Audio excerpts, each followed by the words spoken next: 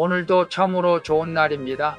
오늘은 누가복음 24장 36절에서 53절 말씀을 통해서 이 모든 일의 증인이라라는 제목으로 함께 묵상해 보도록 하겠습니다.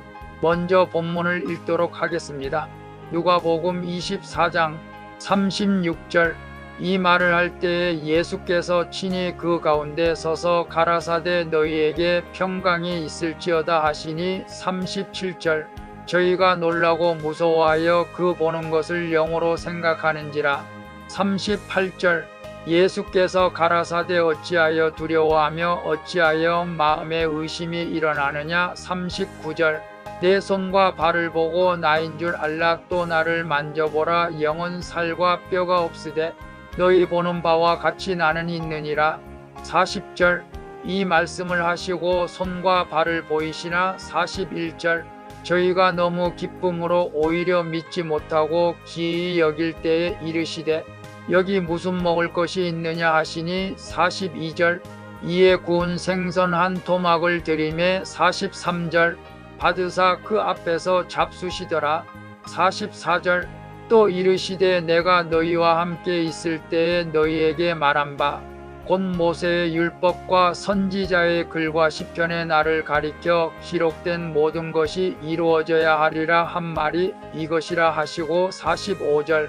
이에 저희 마음을 열어 성경을 깨닫게 하시고. 46절. 또 이르시되 이같이 그리스도가 고난을 받고 제3일에 죽은 자 가운데서 살아날 것과. 47절. 또 그의 이름으로 죄사함을 얻게 하는 회개가 예루살렘으로부터 시작하여 모든 족속에게 전파될 것이 기록되었으니. 48절. 너희는 이 모든 일의 증인이라. 49절. 볼지어다 내가 내 아버지의 약속하신 것을 너희에게 보내리니 너희는 위로부터 능력을 입히울 때까지 이 성에 유하라 하시니라. 50절. 예수께서 저희를 데리고 베다니 앞까지 나가사 손을 들어 저희에게 축복하시더니 51절. 축복하실 때에 저희를 떠나 하늘로 올리우시니. 52절. 저희가 그에게 경배하고 큰 기쁨으로 예루살렘에 돌아가. 53절. 늘 성전에 있어 하나님을 찬송하니라. 본문 요약은 이렇습니다. 부활하신 예수님이 제자들에게 나타나십니다. 그러자 제자들은 놀라고 무서워하며 영을 본다고 생각합니다. 이에 예수님은 구약에 자신을 가리켜 기록된 것을 설명하시고 제자들의 마음을 열어 성경을 깨닫게 하십니다. 그리고 성령을 보내기까지 이성에서 머물라고 하시면서 하늘로 승천을 하시게 되는 내용입니다. 말씀의 거울로 내 신앙 점검하기 1번을 봅니다.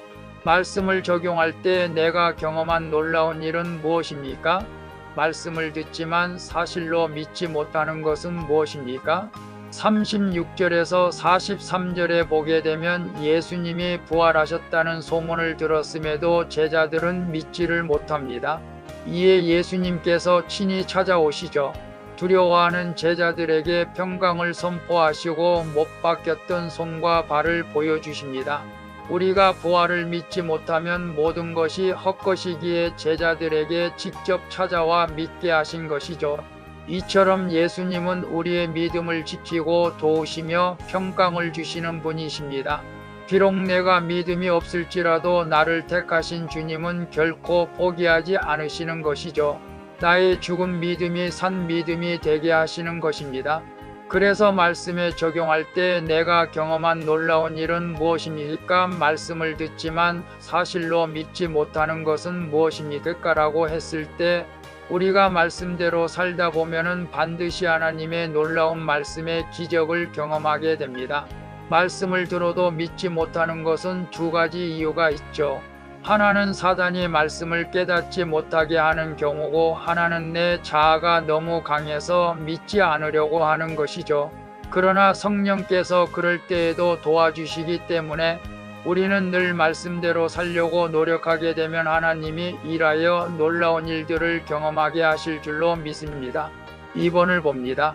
예수님의 증인으로서 지금 내가 복음을 전하여야 할 사람은 누구입니까?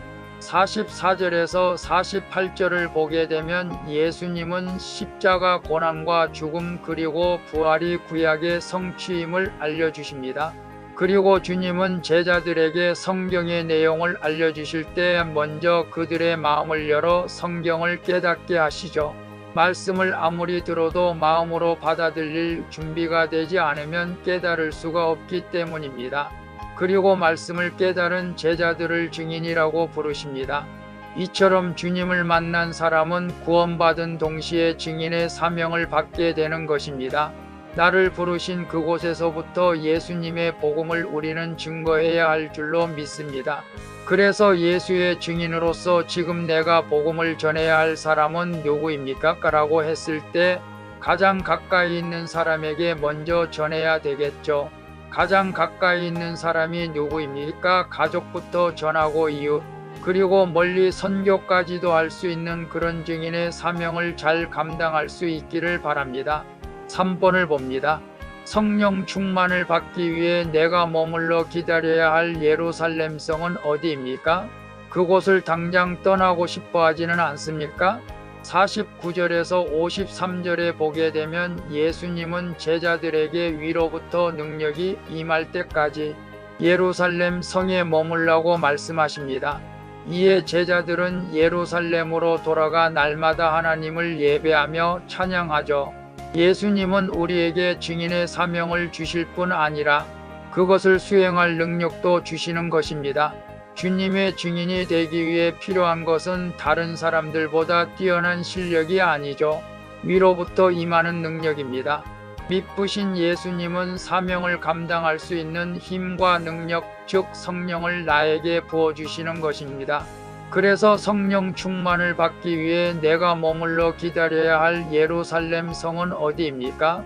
그곳을 당장 떠나고 싶어 하지는 않습니다. 라고 했을 때 우리의 예루살렘은 섬기는 교회인 줄로 믿습니다. 교회에서 맡겨진 직분을 잘 감당하며 날마다 기도할 때 하나님의 말씀을 경험할 수 있게 도와주십니다.